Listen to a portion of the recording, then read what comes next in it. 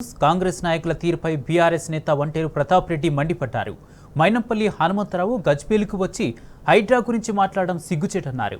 కాళేశ్వరం ప్రాజెక్టుతో ఎన్నో వేల ఎకరాలకు నీళ్లు అందించిన ఘనత కేసీఆర్ది అంటూ కొనియాడారు. బీఆర్ఎస్ పాలనలో మల్లన్న సాగర్ బాధితులను అన్ని రకాలుగా ఆదుకున్నామన్నారు. ఇప్పుడు మూసీ పరివాహక ప్రాంత ప్రజలకు కాంగ్రెస్ ప్రభుత్వం ఎలాంటి భరోసా ఇస్తుందో చెప్పాలని డిమాండ్ చేశారు.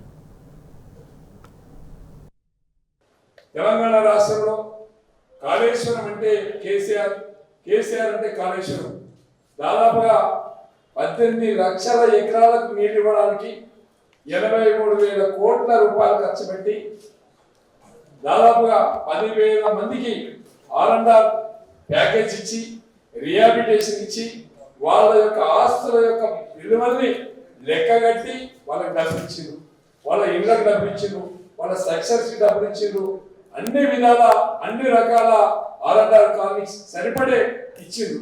ఇలా ప్రభుత్వం వచ్చి 10 మాసాలు అవుతుంది. 10 మాసాల నుండి R&R కాలనీని పట్టించుకున్నటువంటి కాంగ్రెస్ పార్టీ నాయకుడు లేడు. ₹1 ఇచ్చింది లేదు, ఒక ప్యాకేజ్ ఇచ్చింది లేదు. కానీ ఇవాళ హైదరాబాద్ లో హైడ్రా పెట్టి పేదవాళ్ళ ఇల్లు గురుస్తా ఉంటే బీఆర్ఎస్ పార్టీ అండగా ఉంటే దీన్ని సాగు పెట్టుకొని మైనంపల్లి హనుమంతరావు గారు మరి గజ్వేల్కి వచ్చి మాట్లాడడం సిగ్గుసేటు. నేను ఒకటే విజ్ఞప్తి చేస్తాను.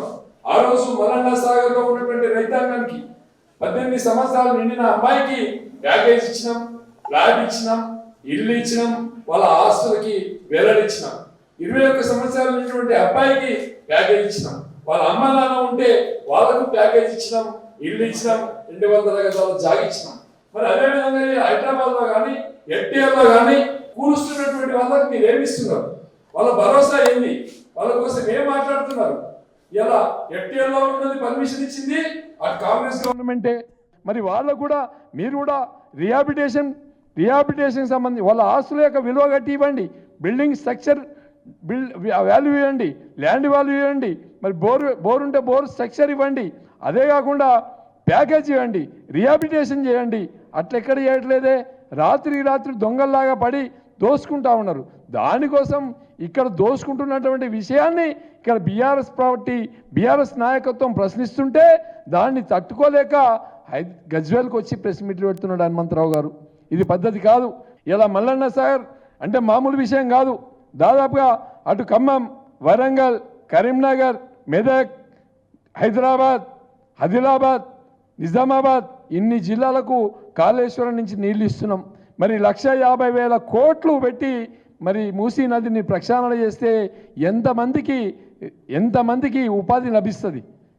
గతంలో కేటీఆర్ గారు 16,000 కోట్లతోని మూసీ నదిని ప్రక్షాళన చేస్తాం అని చెప్పి ఆ రోజు మాట్లాడితే కేసీఆర్ గారు ఉండి పేద ప్రజలు ఉన్నారు వద్దు ఊరుకోమని చెప్పేస్తే బీఆర్ఎస్ ప్రభుత్వం దాన్ని స్టాప్ చేసుకుంది. అదే వర్కుని ఇలా 1,50,000 కోట్లకు ఉండబోతుందంటే ఎన్ని వేల కోట్ల అవినీతి జరుగుతుంది అక్కడ, అది కూడా ఆలోచించాల్సినటువంటి